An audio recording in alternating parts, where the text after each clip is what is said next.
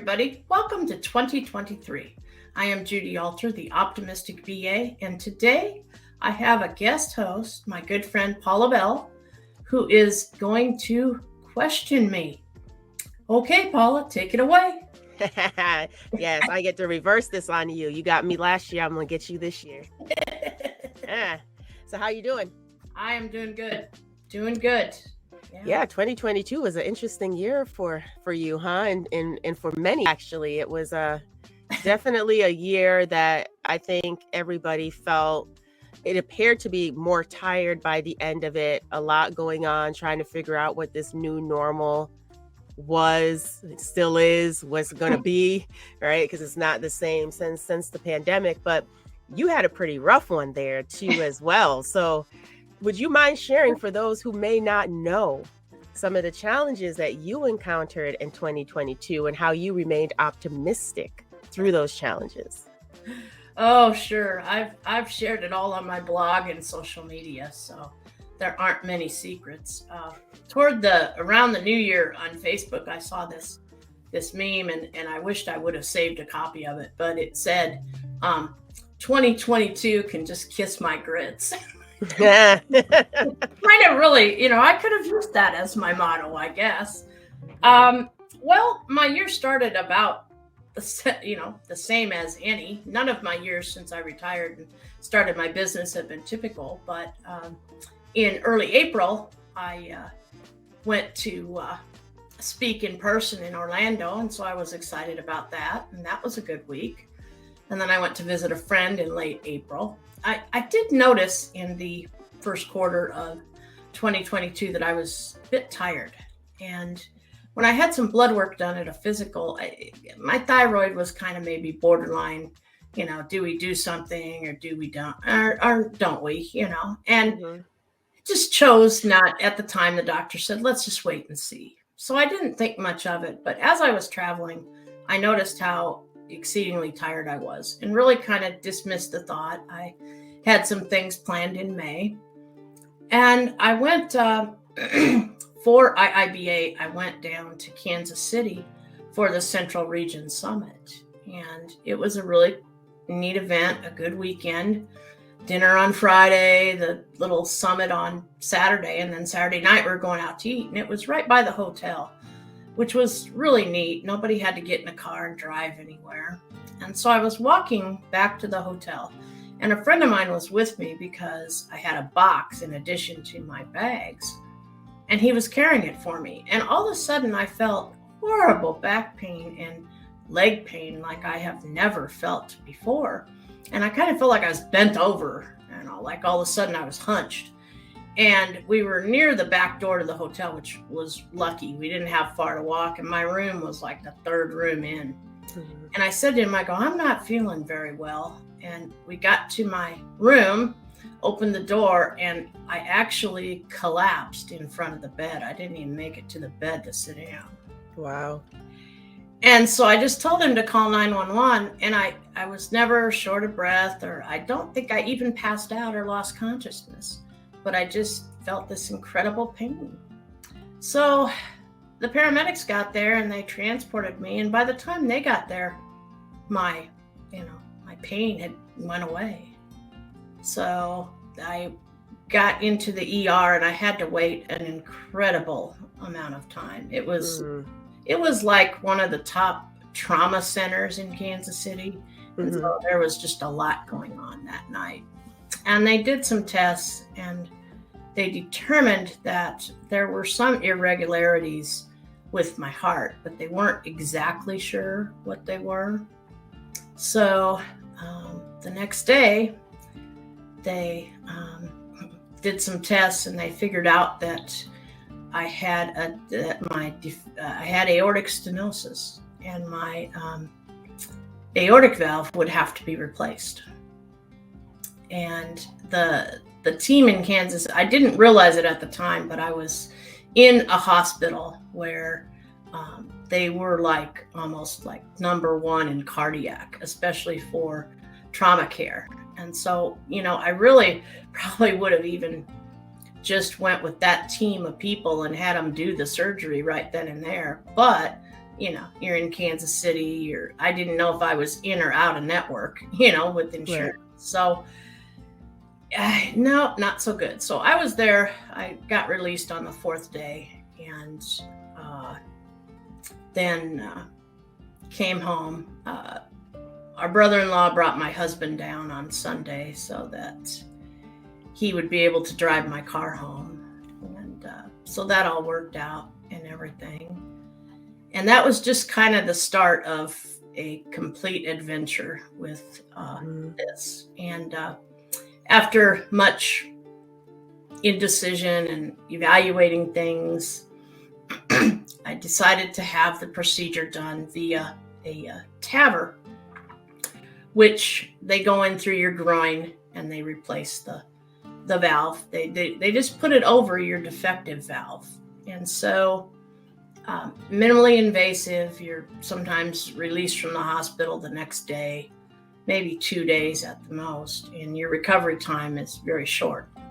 So I thought, okay, that sounds good. Mm-hmm. Through I had to have a couple more tests when I got back to Omaha, but after that, it all went pretty quickly. So in August 2nd was my surgery date. And so I got with the team that runs my website, Biaka and his people, and we talked over what we would do. And so I created many blogs far in advance. I did it for about a month just because I didn't know how tired I'd be when I got home. Mm-hmm. So, that was just, my way of preparing. Well, I'm not going to go through the whole story, but the surgery went fine, just on cue, like everything, until they went to pull out. And when the surgeon pulled out, he cut my femoral artery, which is the main artery to your body. Well, then a vascular surgeon had to then go back in through the groin and do some surgery to save my life, or else I would have just bled to death. So that took a few extra hours. And when I woke up, I was like, what? And it was a little different than when you wake up from, just a arthroscopic surgery or something. Right. I was like, whoa. And so the next morning, or maybe that night, a little fuzzy here, I said to them, I go, I've got a pain in this one leg. And I said, I know this sounds odd because it's higher up, but I said, I am wondering if I don't have a blood clot. And I've had a history of them, so I recognized the pain, but this was different. Well, I did have a blood clot in my artery. And so back to surgery that day and back through the groin. So that's 3 surgeries in less than 24 hours. They got it. There were no problems with that surgery. I never asked them, but I'm just assuming that because I bled so much, that probably some blood clotted there. And they, because it's rare to have them in your arteries. Usually they're in your veins. Mm-hmm. So I was on bed rest for a few days. They really didn't want me to move. And then I started to get up and try, walk and things with a walker. And I was doing pretty good. And so then the decision was made, well, maybe it is time for you to go to a extended care facility so that you can get rehab and get better and things. Well, we went through the selection process of where I wanted to go. And I got there on a Friday night. It was about 5-6 o'clock. And I did some light therapy over the weekend because the therapists really aren't working over the weekend, but they did come to evaluate me. And then on Monday, I had my first therapy session. Things were going pretty good. I really didn't care for this facility. And that night, I was sitting there on Tuesday night, and all of a sudden I felt cold, and I was like, what? Wet, cold and wet. And I was like, what? I looked down and I just saw blood all over my gown. And so I was bleeding out from the groin. And so I called them and got, transported to the nearest trauma center, which was not the same hospital I'd been at before. Well, I meet another vascular surgeon who then did some more surgery to save my life. And it was done overnight, so I didn't wake up till about 10 the next day. And they still had the tube in, they still had my arms tied because they didn't want me to, do something to hurt myself. So I wake up, and then they tell me what they did, and etc. So I'm laying there, and the surgeon comes in, and he's talking, and he did kind of a skin flap on my upper leg and took out some muscles, took out I think an artery or two. It's really complicated. I've heard it explained to me a couple times, but moved things around. And then he said to me, he goes, well, these skin flaps are usually not permanent. He said they can last 2 days, a week, whatever. I was like, oh, okay. I said, what are the options? He goes, well, you could have an aortic bypass, but, I don't know that you would live through the surgery. And I said, oh, okay. And he said, the other option would be to amputate your leg, but we would amputate it right up to your rear and can't have a prosthesis. And I was like, oh, this is not good. The other option would be to trust the skin flap and to be on some form of antibiotics. My groin got infected after the initial surgery. And so they were concerned because they had to put some stents in when the vascular surgeon went in there. And I guess that I'll be prone to infection. I have to make sure those stents in my heart do not get infected. So after evaluating all that, I just said to him, I go, well, and he wanted me to make an instant decision, like in 5 minutes, to have this surgery. And I said, no, I'm not making that decision this quickly. And he said, well, you have to have the surgery. It was Wednesday when I was talking to him. He said, well, I'll schedule the surgery for Friday. And if you don't have surgery Friday, I won't do the surgery. I said, okay. I said, then I guess you're not doing my surgery. And so that was the end of my encounter.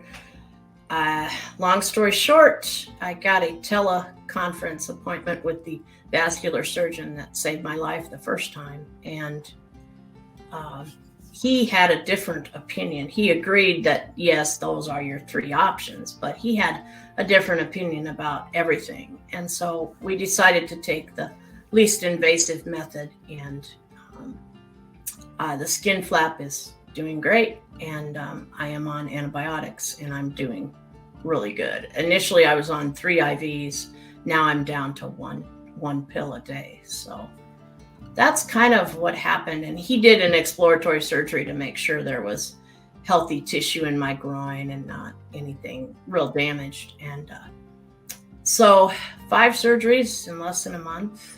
And, not something I ever want to go through. That is for sure. But they really didn't expect me to live through that second surgery that saved my life. When I was taken to the trauma center, they really did not expect me to make it. It's an odd feeling when you start to lose your blood, because you feel like you're gonna pass out, of course. Mm-hmm. They were able to stop the bleeding.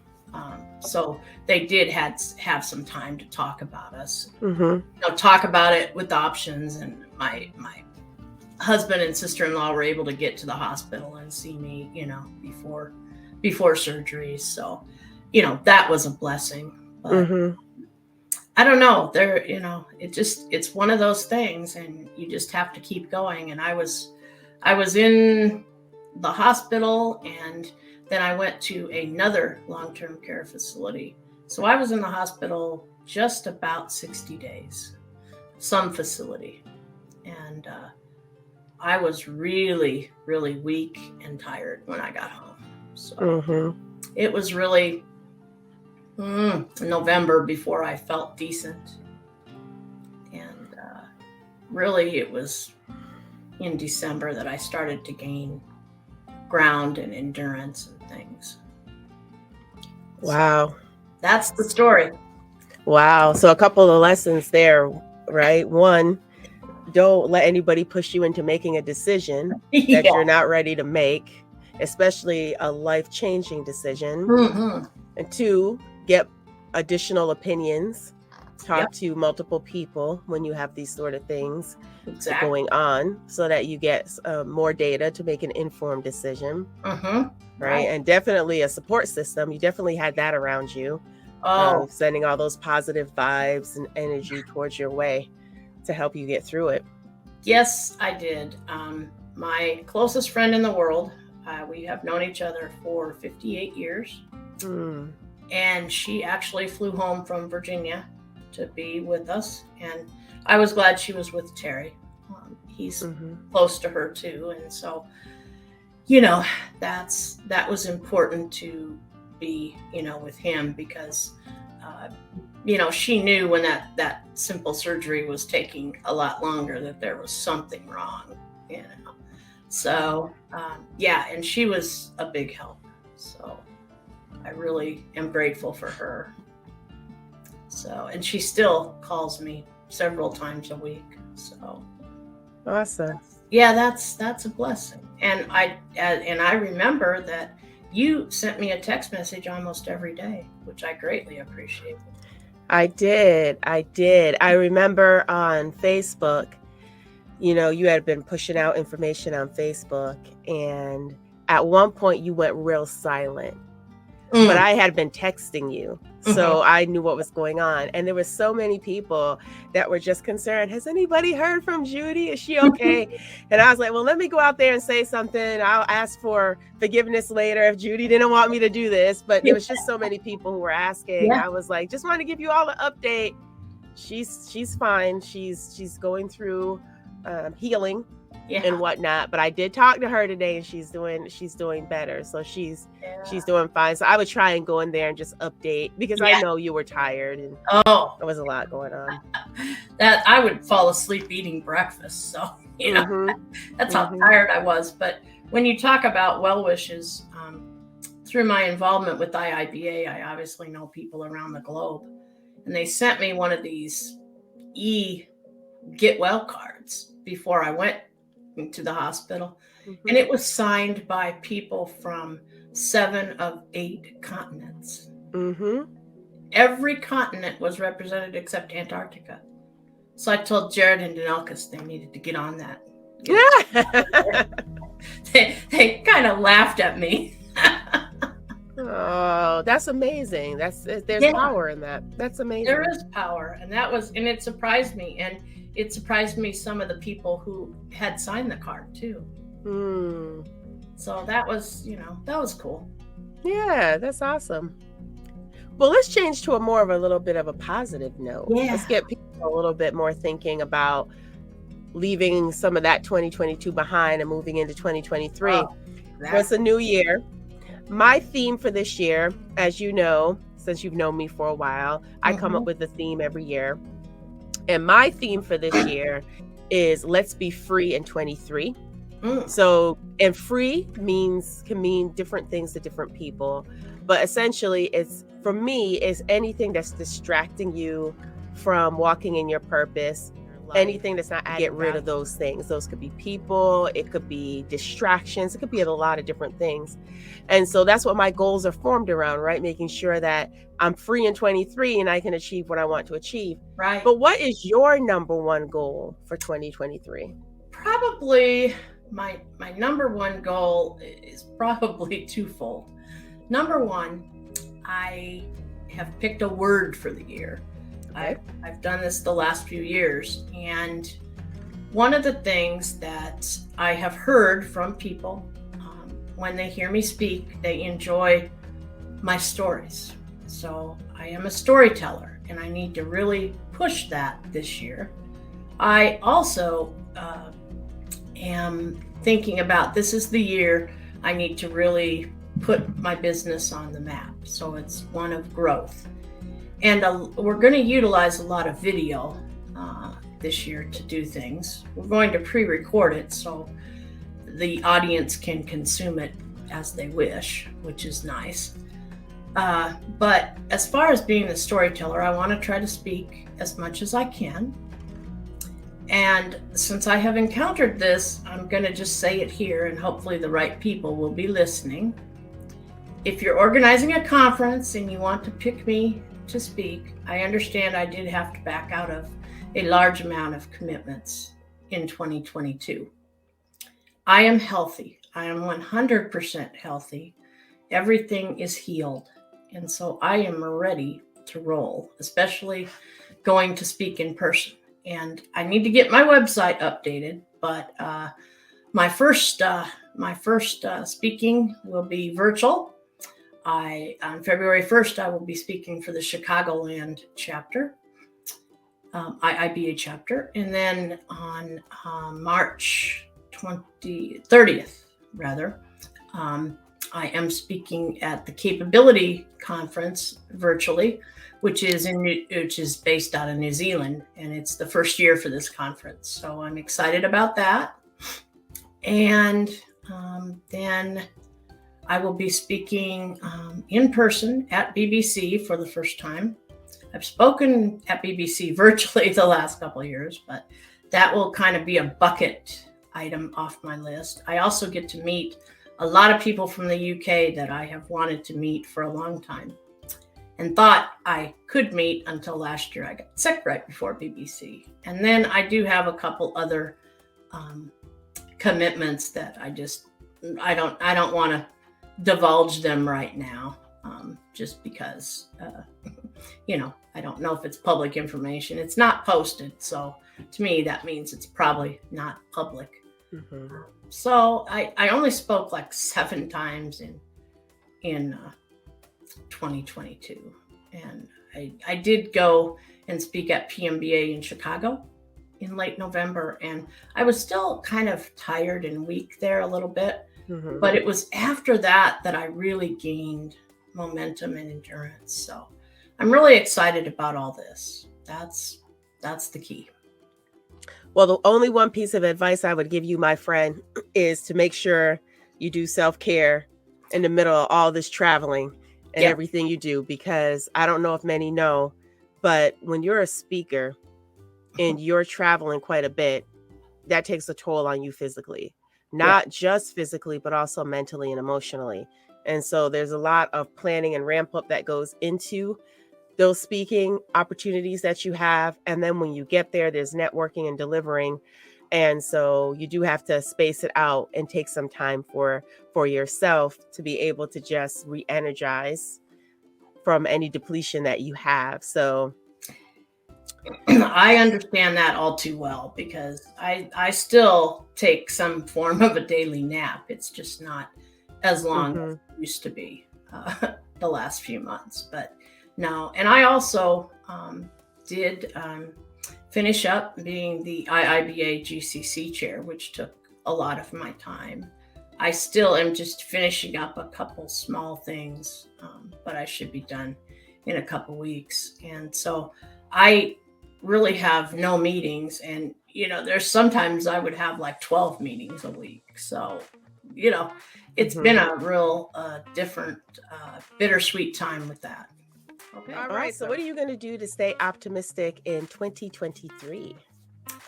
I am just naturally optimistic, because I just don't find that wasting energy on being upset about trivial things is worth it. And even as I was sick last year, I would sit and think of how to work things into future presentations about remaining positive and being optimistic. And I just always set benchmarks of, well, is this better or worse than when I had the pulmonary embolism? Or is it better or worse than when I had the cancer? I mean, just those things, you can really step back and think, wow, maybe this isn't such a big deal. And there are people that will, irritate me a bit, but I don't choose to fight with them. I just kind of just go along. And it's funny how there are times that I'd be in a meeting with a group of people and we'd get the person who we were mainly talking to would get off the call and they'd be like, can you believe what they said or what they did? And I totally missed the whole thing. It just doesn't strike me the way it strikes a lot of people. I guess I always try to assume positive intent. Mm-hmm. And that it's just so much easier. I don't want to expend all that energy on things that waste my time. I'd rather make somebody laugh every day or something. Mm-hmm. That's the key. The biggest compliment I got was probably in the last couple of years. One of my cousin's daughters said, yeah, I told my friend to friend you on Facebook because you're so funny. So now I have friends who tell friends to friend me because they're so funny. And what was funny about that girl was that she was actually the daughter of one of Terry's cousins. So that was kind of unique. What's the odds? So I just try to stay positive. A couple people at one of the conferences when I was speaking pressed me as to, was I really that optimistic in real life? Yes, I am. And I told them, because they were kind of trying to just, they were coming after me in a good-natured way because they're good friends, but they were just, trying to poke the bear, I think. And I said, I'm probably optimistic about 97% of the time. I said, because perfection doesn't exist. You can strive for excellence, but no one is perfect. And I truly, firmly believe that. And I think the older I get, the more optimistic I get. You realize you've lived most of your life. I'm not being morbid now, but just, okay, and I just want to enjoy. And it's so much less effort to laugh and joke and just be calm about things rather than getting all upset all the time and uptight. That expends a lot of energy. So I guess I'm employing the process of lean in a way. Mm-hmm. So that's it. Now, there's something to be said about that positive energy and not allowing negativity to drain you of that positive energy. I mean, it happens. Sometimes you're in situations that you can't control and things happen, but you can always control how you react to a situation. And so even if some parts of the environment is out of your control, what you allow in, what you push out, you do have that control over it. So I agree. Optimism will be great. It's been a rough couple of years. So being optimistic and encouraging others and just being that positive energy is great because we see enough of that negative energy on social media and in other places, right? So yeah, and I have the best solution to that. There is a scroll button. Just right? Scroll on by. One day, a few of my high school classmates were just acting like babies. And I finally had enough. And I jumped in and I said, okay, look, life is too short to be, so upset about this. You have different politics than the other person. There's no reason to defriend them, And they kind of woke up after that. So I was kind of happy with that. But I just, it's just so much easier.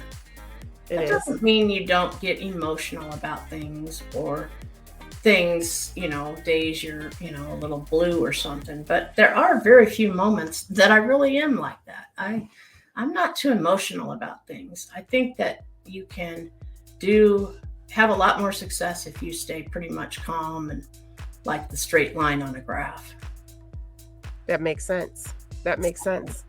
Exactly. So keeping with optimism and your advice here, what can we expect from the Optimistic Bites this year?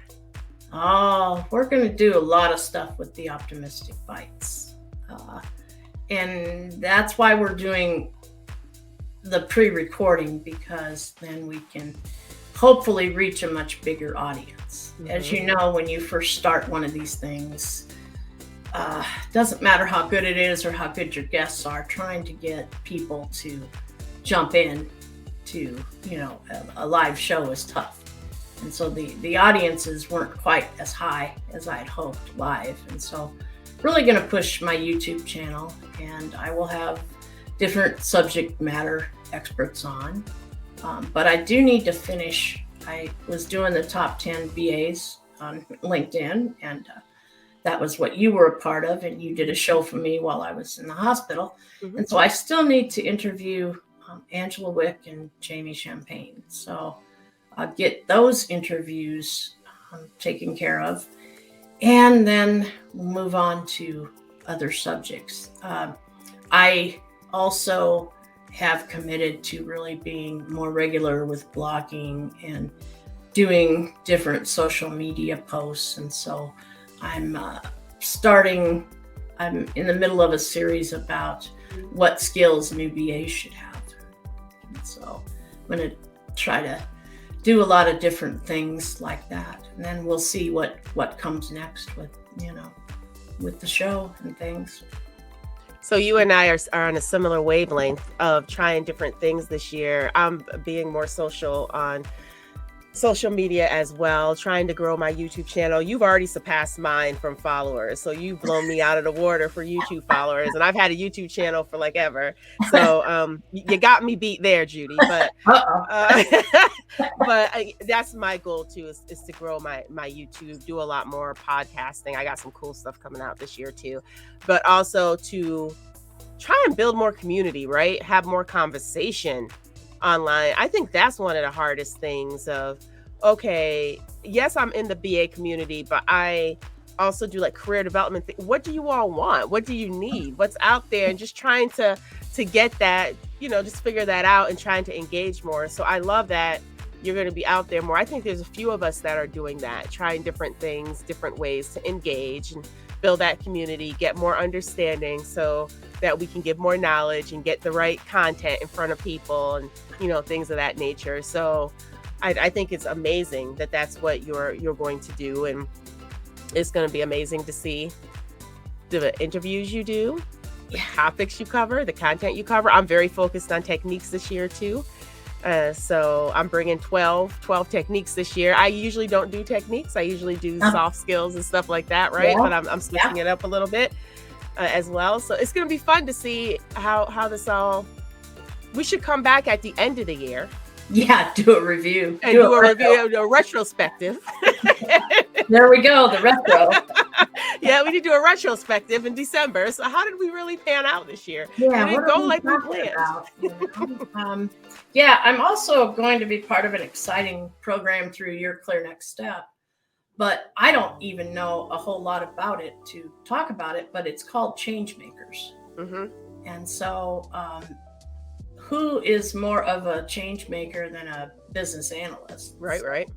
That's where I'm going to fit in. So I'll find out a lot more about it next week. So yes. That's what I'm excited about too, is that. Awesome. Yes, the connections and whatnot. Well, first of all, I'm just happy you're still with us. Can we just say that first of all? Thank you. I'm happy to be here.